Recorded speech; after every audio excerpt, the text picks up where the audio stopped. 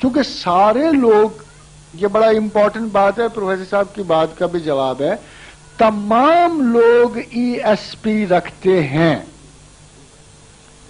All human beings have extra sensory perception, جسے E S P کہا جاتا ہے، حصے بالائے ادراک رکھتے ہیں. مگر ہمارے جو جنرل ایٹیچیوڈ ہیں، آپ اگر اپنی پوری زندگیوں پہ غور کریں تو آپ کو یہ معلوم ہوگا کہ ہم میں سے کوئی ایک شخص ایسا نہیں ہے، عورتوں اور مردوں میں سے، جسی زندگی میں کبھی نہ کبھی آئندہ آنے والے واقعے کا احساس یا شعور خواب میں یا حقیقت میں نہ ہوا ہو. تمام لوگوں کی زندگی میں ایک آدھ واقعہ ایسا ضرور موجود ہوگا کہ جو بالائے حصے مدرکہ ہے، اور اس کو ای ایس پی کہتے ہیں. مگر جب کوئی شخص کنٹینوس ٹارچر سے گزرے، عذاب ذہن سے گزرے، کثرت تفکر سے گزرے، اور اس کے احساس کی تلغیز ہو جائے، موربڈ ہو جائے، تو وہ ای ایس پی کو زیادہ مقدار میں پا لیتا ہے. جیسے میشیل نوسترادامس، فرانس کا پادری، تباہی و ہلاکت کے ایک بہت بڑے ماحول سے گزرا، زندگی میں بہت ساری محرومیاں دیکھی، بہت سارے غم سہے، بہت ساری اداسیاں اس میں کانسنٹریشن آف ایونچول پروسیس ڈیولپ ہو گئی، اور اس کی سائیکی میں فیوچر کا ادراک آ گیا، جسے آپ علم الغیب کہتے ہیں. علم الغیب در اصل حقیقت میں کسی چیز کے بارے میں علم کے نہ ہونے کو کہتے ہیں. اور جس شخص کا علم اس چیز کے بارے میں زیادہ ہوگا، علم غیب ہمیشہ ایک ریلیٹو حیثیت رکھتا ہے، اضافی حیثیت رکھتا ہے. فرض کیجئے ایک شخص نے 5000 کتاب پڑھی ہے اور ایک شخص نے 3000 کتاب پڑھی ہے، تو 3000 کتاب تک دونوں شہود میں ہوں گے. جب 3001ویں کتاب شروع ہوگی تو ایک شخص غائب میں چلا جائے گا اور دوسرا پھر بھی شہود میں ہوگا. کائنات میں تمام غائب ثانوی ہے، تمام غائب کائنات میں ثانوی حیثیت رکھتا ہے. ایک غائب اصلی ہے اور وہ اللہ خود. صرف اور صرف اللہ ہی غائب ہے، اور اگر کسی شخص کی اللہ پہ شہادت موجود ہو تو پھر اس کے بارے میں یہ شبہ نہیں ہو سکتا کہ وہ غیب جانتا تھا یا نہیں جانتا تھا. چونکہ آرگومنٹ شہادت کی مکمل ہو رہی تھی، حضرت موسیٰ علیہ الصلوۃ والسلام نے اللہ سے کلام کیا تھا، حضرت عیسیٰ نے اللہ کے دوسرے بڑے مظاہر کو ہر وقت ساتھ رکھا تھا، وَأَيَّدْنَهُ بِرُوحِ الْقُدُسِ. تو صرف ایک شہادت اللہ پہ موجودہ زندگی میں باقی رہ گئی تھی، اور وہ نظری شہادت تھی. پھر محمد رسول اللہ صلی اللہ علیہ وسلم کو اس شہادت کے لیے چنا گیا. وَمَا زَاغَ الْبَصَرَ وَمَا طَغَىٰ. نہ ان کی بصارت نے کوئی کجی کی اور نہ وہ ادھر ادھر چونکی. انہوں نے اپنے مقصود کو سیر حاصل دیکھا، محبت سے دیکھا، تعلق سے دیکھا، قربت سے دیکھا، حضور سے دیکھا، غیاب سے نہیں دیکھا. اب اگر آپ کے سامنے ایک میں پراپوزیشن رکھوں، اگر کسی شخص نے اللہ پہ شہادت دی ہو، نظری، بصری اور علمی شہادت دی ہو، تو کیا آپ اس پہ یہ کوشچن کر سکتے ہیں کہ یہ غیب جانتا تھا کہ نہیں جانتا تھا؟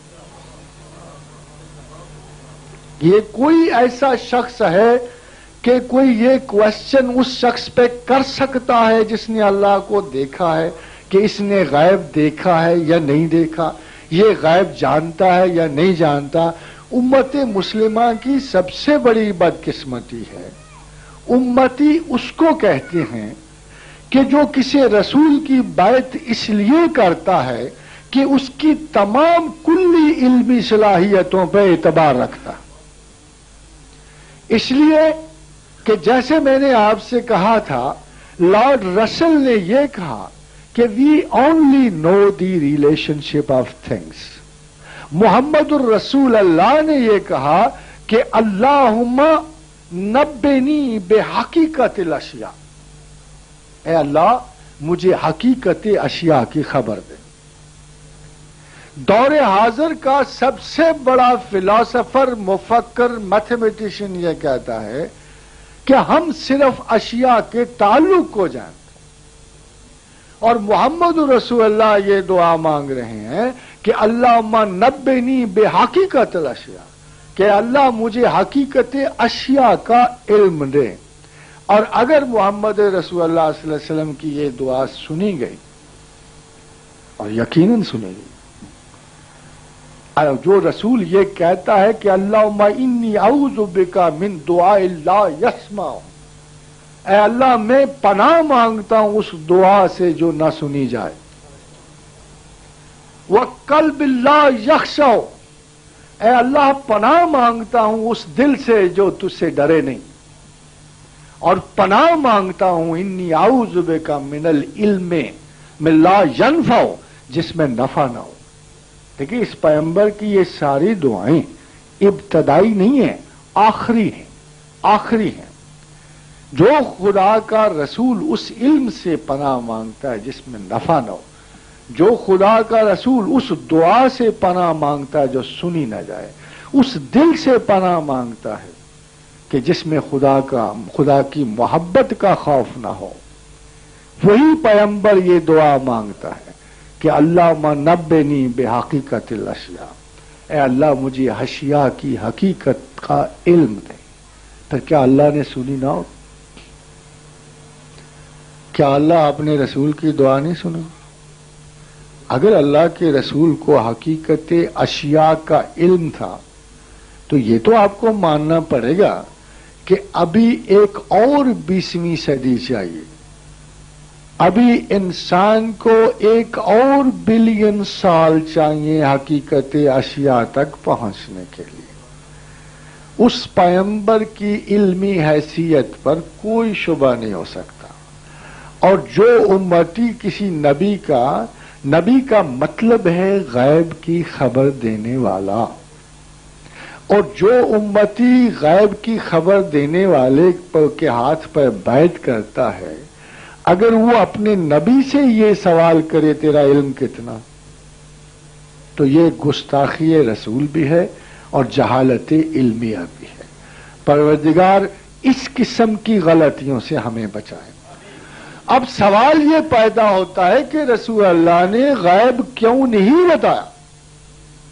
ان کے مقابلے میں ایک پیغمبر ہے جو قرآن کی زبان میں دعوی غیب کرتا ہے، انی انبئکم بما تاکلون فی بیوتکم وما تدخرون۔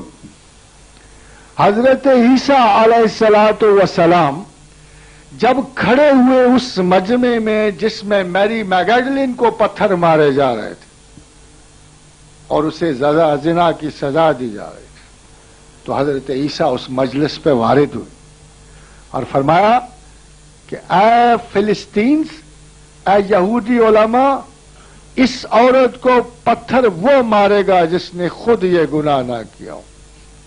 تو آپ کو پتا ہے کیوں کوئی عالم آگے نہیں بڑھا؟ کیوں؟ اس لیے کہ ان سب کو پتا تھا کہ یہ غیب کی خبر جانتا ہے، اس لیے کہ ان کو پتا تھا کہ یہ شخص دعویٰ کر چکا ہے کہ انی انبئکم بما تاکلون فی بیوتکم، میں تمہیں خبر دے سکتا ہوں کہ تم گھروں میں کیا کھاتے اور کیا چھپاتے ہو۔ اس طرح کا ایک واقعہ مثال کے طور پر حضور گرامی مرتبت نے بھی پیش کیا، مگر مثال کے طور پر، تاکہ امتی یہ نہ کہیں کہ ہمارے رسول کو وہ صلاحیت حاصل نہ تھی جو حضرت عیسیٰ کو۔ پیغمبروں میں مقابلہ نہیں ہوتا، مگر ایک خاتم الصفات، ایک کوالٹیٹیو صفات کو ختم کرنے والا پیغمبر تھا۔ تو جب حضرت عباس ابن عبد المطلب کو حضور نے کہا جنگ بدر کے بعد کہ چچا تو زر فدیہ کے بغیر چھٹ نہیں سکے گا، تو حضرت عباس ازلی بخیل تھے، کہیں گے بھتیجے تو جانتا ہے گھر میں کھانے کو کچھ نہیں ہے، زر فدیہ کہاں سے لاؤں؟ تو انہوں نے کہا، حضور نے فرمایا چچا وہ جو فضل نے صندوق میں چھپا کے رکھے ہوئے ہیں پیسے، تو حضرت عباس نے کہا بھتیجے میں خدا کی قسم کھاتا ہوں کہ تو پیغمبر ہے، یہ بات تو فضل کے علاوہ پتہ ہی کسی کو نہیں. تو some times the prophet has given you just a demonstration of the art of the past prophets. But it was not his job. باقی پیغمبروں کے جاب اور تھے، اس پیغمبر کا جاب اور تھا. باقی پیغمبر تھے خارق عادات کے، معجزات کے، ان نیچرل علوم کے. یہ پیغمبر تھا موسٹ نیچرل نالج کا. انی باس تھا معلمن، یہ استاد تھا، ٹیچر تھا. کائنات میں ہمیشہ کے لیے زمین پر خدا کا میسج ختم ہو رہا تھا، علم کو مکمل کیا جا چکا تھا. قرآن جو ہے خاتم تھا تمام صلاحیت، تمام احکامات ربی کا. اب معاشرے نے معجزات اور سحر اور جادوگروں پہ نہیں بلکہ علم پر اپنی نئی نہج میں مرتب ہونا تھا.